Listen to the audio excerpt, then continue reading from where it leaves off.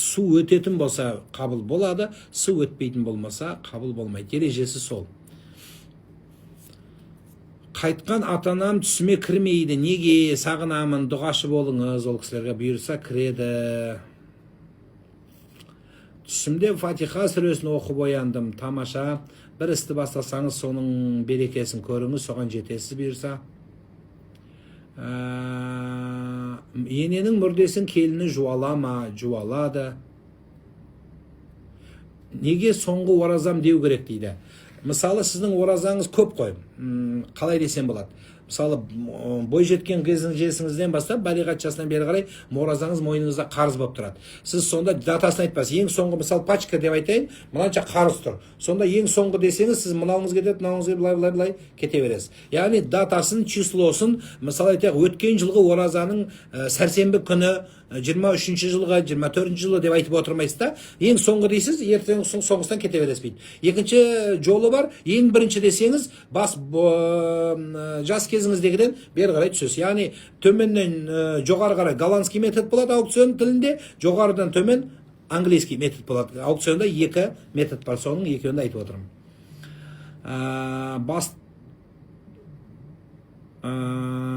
Әке шешенің парызына үйлі қылу кіре ме дейді? Жоқ, кірмейді. Ата-ананың міндеті тек қана үйлендіру кіреді. Ал енді ол әйелімен қайда барып тұрады, ол оның баланың өзінің міндеті. Сол үшін бала асырай алатын адам үйлену керек. Әке шеше Салтанатжан үйлендіріп, обязательно үй алып беріп, квартира беріп, квартираның ішін дүниеге толтырып беріп, одан өлгенше ақша беруі міндетті емес. Алло, ассалаумағалейкум, Алқа радиосы. Сәлеметсіз бе? Менің де сұрағым, тек қана жаман ойланмасы болып жүр. Мысалы, күйеуім жолға шығып баратса, бірдеңе болады сияқты, тек қана жақындарым солай жоғалтып алады сияқты қорқыныштарыма жолайды. Қанша уақыттан бері? Осы соңғы бір жылдың ішінде. Барлық нәрсеге солай ма, или тек қана күйеуіңізге қатысты ма? Жоқ, барлық жақындарым ойласам. Тек қана адамға қатысты ойлайсыз ба? Иә, адамдар қорқынышты нелер келеді да, жаман ойлар. Біріншіден, адам туралы жаман ойды ең бірінші шайтан салатындығы белгілі. Шайтан күмән салады, сол арқылы сізде сол адамға деген қорқыныш пайда болады, өзіңізге іштегі қорқыныш болады, сол үрейді шайтан салады. Енді бұл жағдайларды реттеу үшін бірінші көбінесе дем салдырса қойып жатады. Аят дұғалары бар, соны оқыңыз. Мешіттегілерге барсаңыз, имамдар білет, Хашр сүресінің соңғы аяттарын, 5 аятын сізге оқып берсе, бұл нәрсеңіз қояды. Өзіңіз білсеңіз, өзіңіз оқыңыз.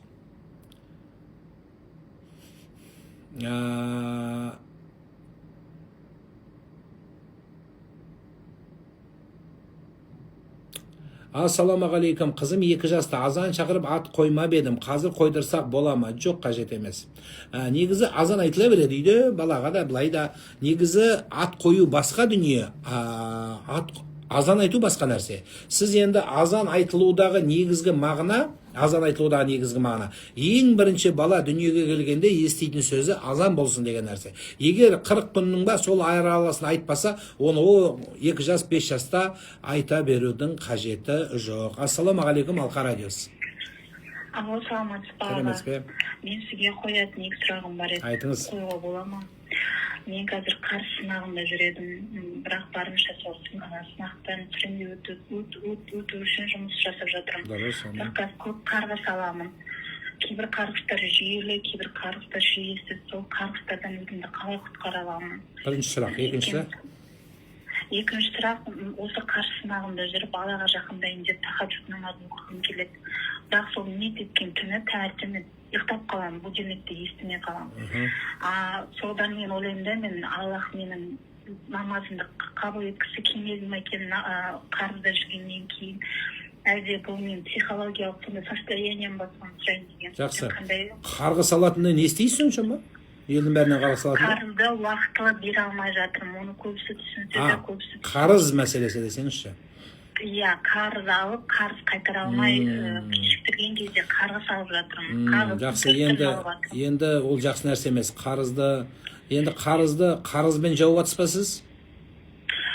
мүмкін енді арасында болып қалады, қатты қысылған кезде пендешілікке салынып кетесің, қорқынышта. Пайғамбарымыз Мұхаммад саллаллаху алейхи вассаламның қарыздан құтылу дұғаларын көбірек оқыңыз. Бұл бір.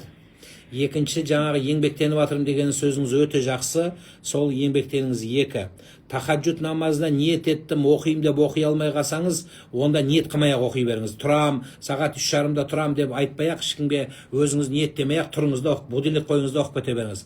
Оқымаймын десеңіз де оқып кете беріңіз, тұрыңыз. Егер тұра алмай жатсаңыз, үйдегілерге айтыңыз, мені оят, мені тұрғыз деңіз, сөйтіп тұрып оқыңыз.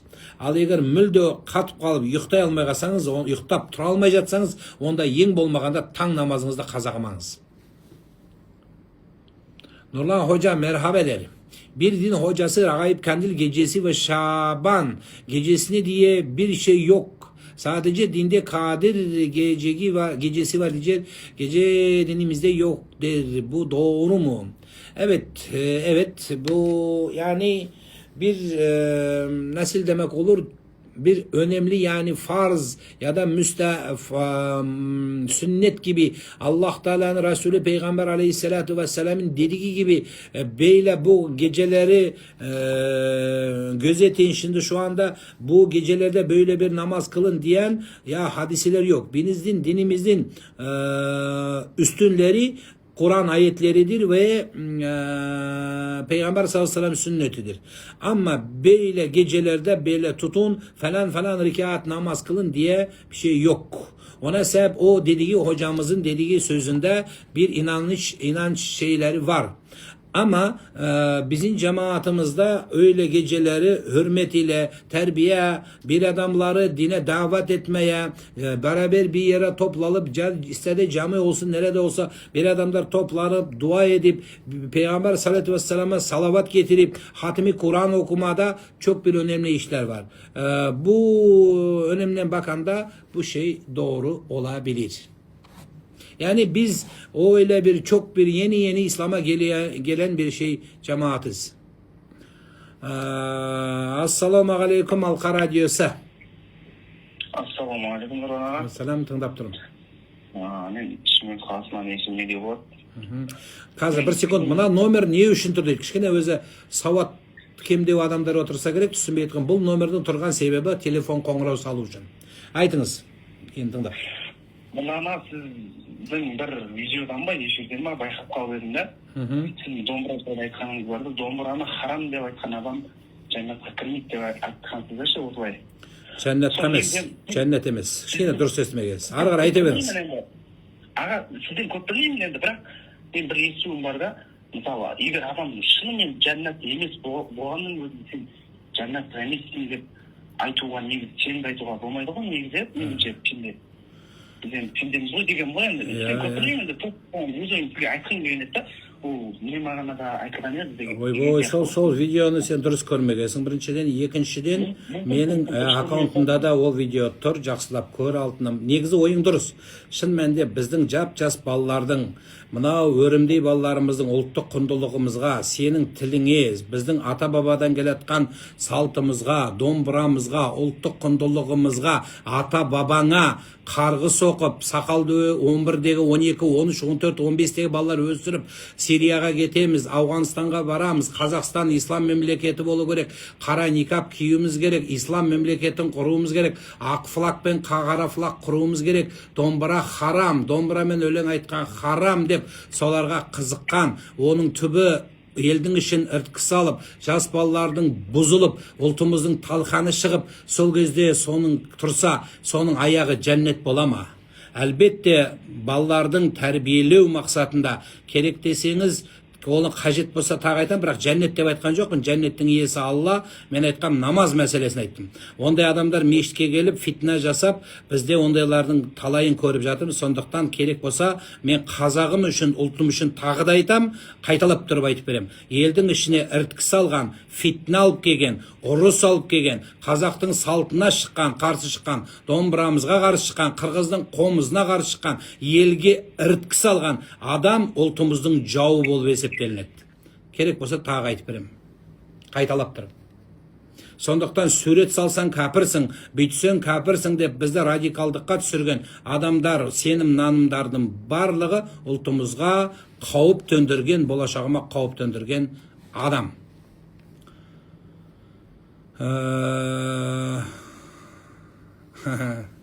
Осындай бір сұрақтарды кейбір адамдар қояды.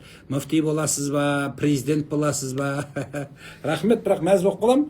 Қуанып, бірақ жаман екен. Қызғаныш болып, біреулер өлтіріп қойып жүрмесін, тыныш жүрейік өзі. Осы болғанымыздың өзі жанымыз жеп баратыр, бүйтіп айттың да, сөйтіп айттың деп, менің сөзімді аңдып. Сондықтан менің ниеттеріңізге рахмет.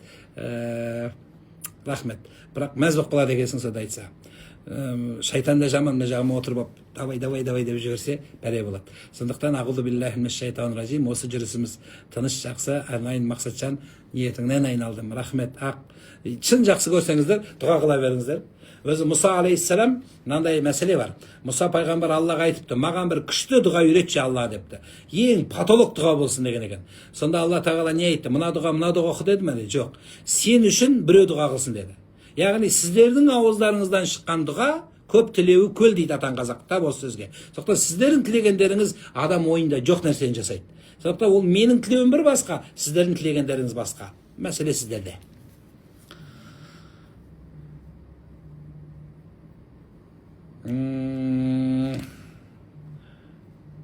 Алло, ассалаумағалейкум, Алқа радиосы. Ассалаумағалейкум, аға қалайсыз? Шүкір, рахмет, альхамдулилля. Тыңдап тұрмын алтын. Аға бір сұрағым бар еді. Айта ғой. Мен мынау Барақолтыда автовиктің да, базарда. Жақсы.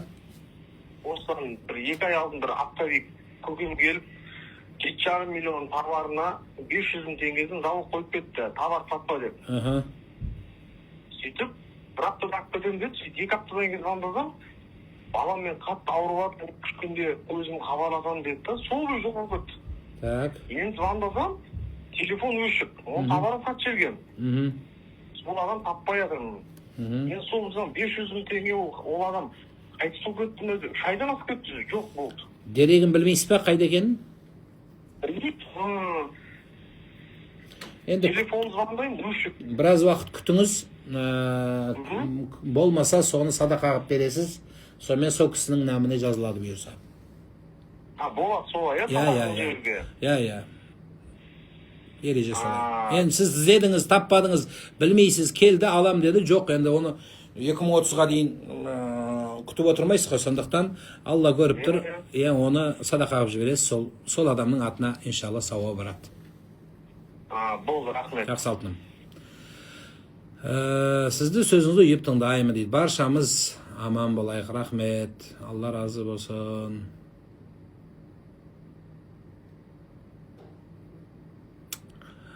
Аға, дәрет алған кезде ой бөлінсе, қайта дәрет алу керек па дейді. Жоқ жан. Бой бөліне береді. Өзі көбінесе біз дәретті әжетханада алатын ғой. Унитазбен қатар тұрады. Көп жерде ешқандай мәселе жоқ. Ой бөліне береді. Намазда да ой бөлінеді. Дәрет алмақ түгіл, намазда да ойың бір жаққа кетіп қалады. Ол ой бөлгені керек. Дәрет өзі ғибадат. Ғибадатта ой бөлінгені бұл норма. Жоқ, мен ойым бөлінмейді, мен әулиемін, біткен кезде прямо ой құдайға ана дүниені жәннеттен кіріп кетемін деген ол кішкене өтіріктеу сөз. Сондықтан үндемеңіз, тұрасыз да оқи бересіз. Ой бөлінеді, дәретте де ой бөлінеді. Егер қатты болмай баратса, ағуду биллахи минаш шайтанир ражим дейді. Ең қауіптісі арам, күнә, харам ойлар кірмесе болды. Қалған ой бола береді. Нұрлан аға, оны айттық. Біраз жиналып қалған екен. Әр түрлі тіл қалай пайда болды дейді. Алланың берген тілдерін жаратты ғой. Қазақтың тілін жаратылды. Әр тілдер жасақтан тілімізді ұстауымыз керек. Тілді сақтау, сауатты жазу бұл маңызды болады. Кейбір адамдар мына телефонындағы шрифт бар ғой, сол шрифтқа қазақтың әріптерін қоймай, кей кезде орысша кириллицаның ішіне орысшаны қояды да, қ-ның орнына к-ны жазып кете береді. Ө-нің орнына о-ны жазып кетеді. Бұл сауатсыздық. Біріншіден, екіншіден тілді бұрмалау. Алла тағала аманат қылып берді ма, соны сақтауымыз да парыз болады. Намазда әр сүренің алдында бисмилля айту міндетті ме? Жоқ, негізі әр сүренің алдында айтылмайды. Біздің ханафи мазхабында вала далин амин дейсіз де, ары қарай сүрені оқып кете береміз.